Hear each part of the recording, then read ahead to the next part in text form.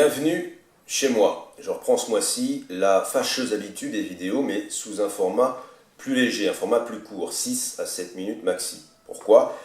Parce que l'immense majorité des gens qui consultent ces vidéos s'arrêtent en moyenne au bout de 6 minutes. Peut-être parce que mon propos est mauvais, peut-être parce que leur attention est limitée. Et comme celles et ceux qui vont jusqu'au bout viennent directement discuter avec moi, je me plie aux volontés de la clientèle. En 6 minutes, il est difficile de faire de la philosophie, mais on peut faire de la politique, et derrière la politique se niche toujours la philosophie. Et comme l'année qui commence s'annonce riche en émotions, je vous rappelle qu'il y a une élection en avril prochain, ça va venir vite, et que c'est pour moi le chant du cygne, non pas du gouvernement, mais du régime actuel, eh bien il y aura quantité de choses à analyser, même en 6 minutes. Aujourd'hui, en quelques minutes, élection oblige, je me propose de dresser un rapide bilan des forces en présence et du spectacle à venir, c'est-à-dire de se limiter à de la politique politicienne qui a malheureusement tant et tant de succès. Alors on y va.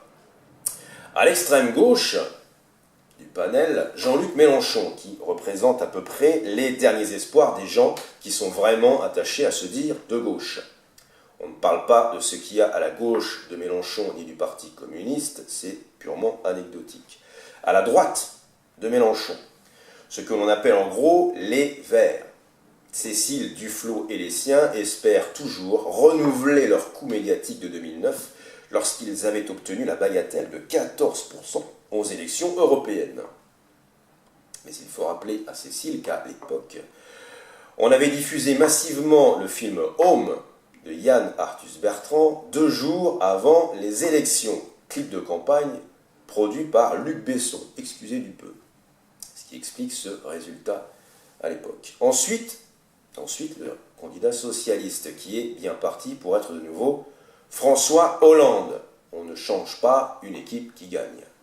Puis, très certainement, un candidat du centre, puisque le centre ne sert qu'à parasiter les élections tous les 5 ans.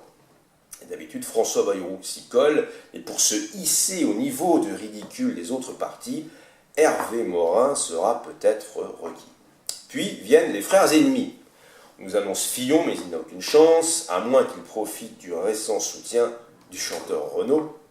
Limitons-nous plutôt aux 2 autres canassons. Alain Juppé, un Juppé qui se rachète une conduite à gauche de la droite, et Nicolas Sarkozy, qui ne tient pas ses promesses, revient en politique et nous refait le coup du patriotisme. Enfin, à droite de Sarkozy, le Front National, avec à sa tête la fille de son père, Marine Le Pen. Donc, Mélenchon, Duflot, Hollande, Bayrou, Juppé, Sarkozy, Le Pen. Et maintenant, il faut prendre en compte les troubles faits qui misent sur le folklore que constitue le premier tour pour avoir droit à leur quart d'heure Warhol. Entre Mélenchon et Hollande, le seul apte à dégager les Verts et à occuper la place, c'est Arnaud Montebourg. À la droite du PS, le nouveau venu, tout beau, tout neuf, Emmanuel Macron.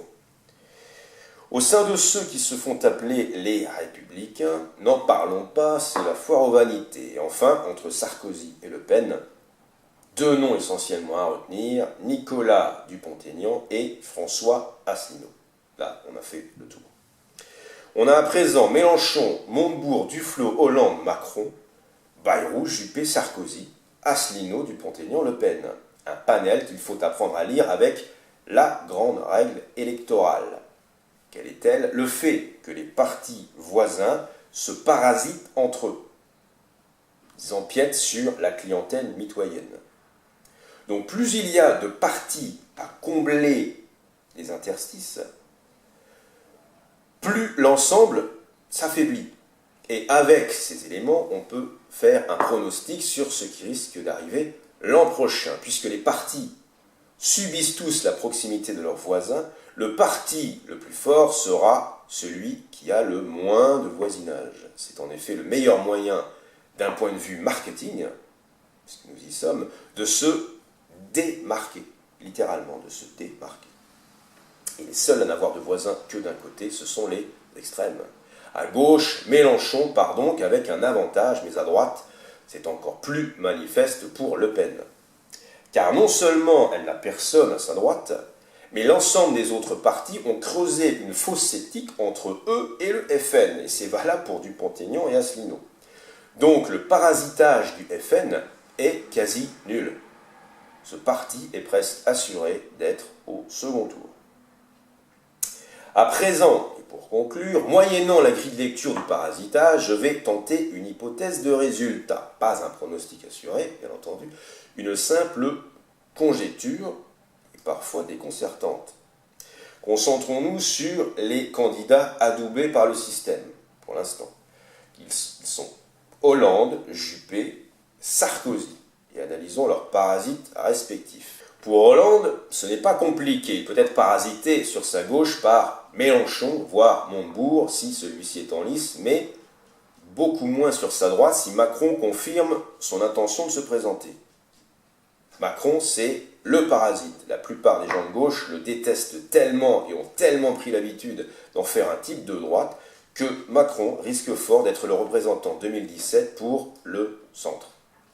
Du coup, le candidat qu'il va le plus parasiter se trouve à sa droite, et c'est Juppé.